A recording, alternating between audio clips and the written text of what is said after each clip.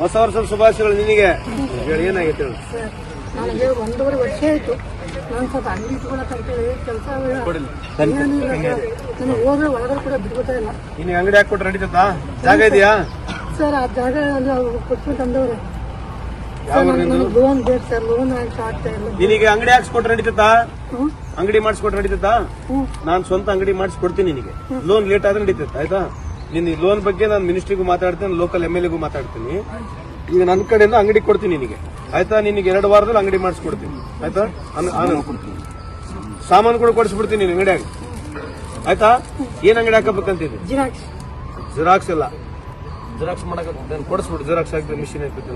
ಅಲ್ಲ ಅಂಗಡಿ ಮತ್ತೆ ಬೇರೆ ಎಲ್ಲ ಬೇಕಲ್ಲ ಸರ್? ಅದಕ್ಕೆ ತಗೋತೀನಿ. ನಿನಗೆ ಅಂಗಡಿ ಹಾಕ್ಸ್ಕೊಡ್ತೀನಿ. ಆಯ್ತಾ? ಮಾಡ್ಕೊಡು ಸರ್.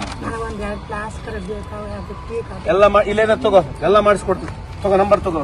ಆಯ್ತಾ? ಹೊಸ ವರ್ಷ ಶುಭಾಶಯಗಳು. ಇವನ್ ಯಾವತ್ತೂ ಹೀಗೆ ಯಾರಿಗಾದ್ರೂ ಕಷ್ಟ ಅಂದ್ರೆ ಫಸ್ಟ್ ಅಲ್ಲಿರ್ತಾನೆ.